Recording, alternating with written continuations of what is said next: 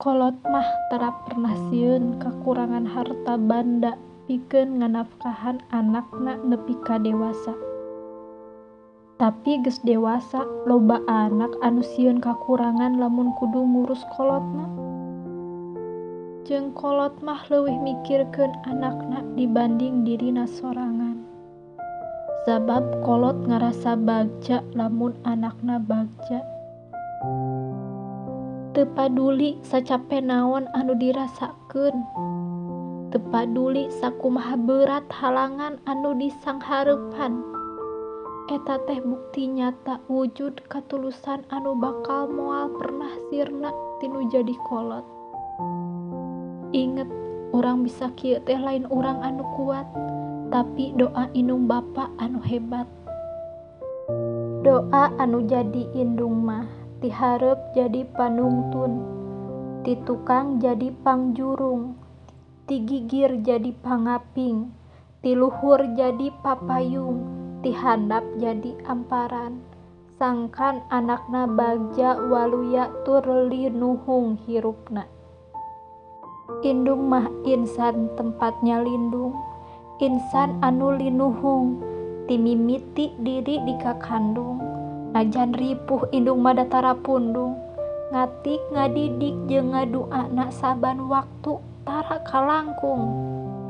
Angkan diri ngajadi nanjung, deudeuh welas asihna teu kaitung, jeung moal kaganti najan dipulang ku emas sagunung.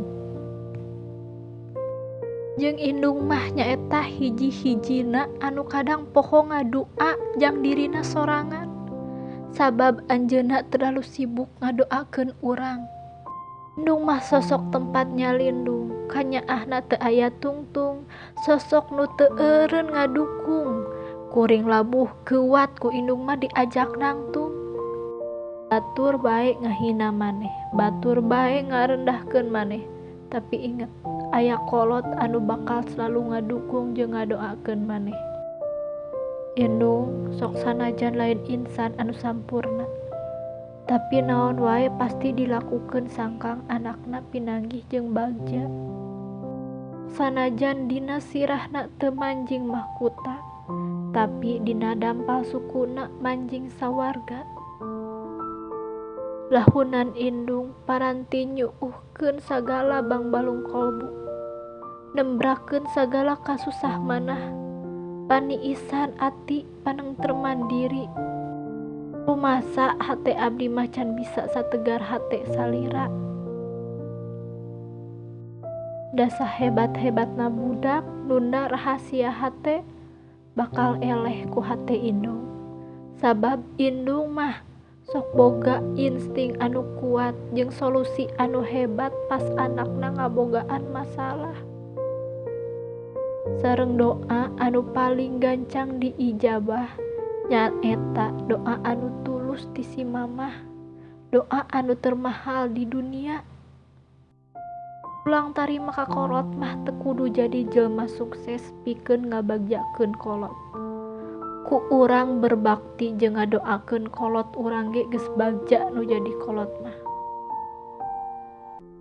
Kitu kahayang kolot mah, teu kudu urang mere sagalana ari eueuh mah, da kolot leuwih ngarti.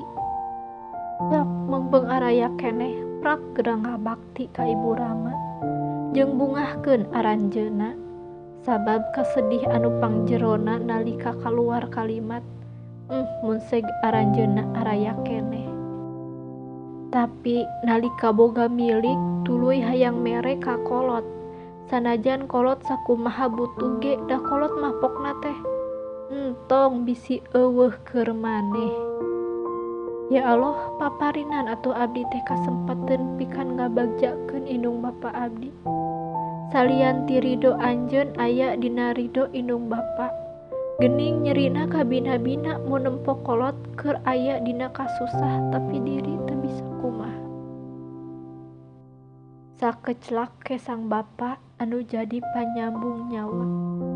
Sakecap pangdoa indung nu jadi jalan ka sawarga. Omat urang bisa siga ayeuna teh ku usaha bapa jeung doa indung. Indung tunggul hayu bapa ayeuna mah karasa Pak Mak nuku anjeun baheula dirasakeun teh hampura abdi sok ngagampangkeun.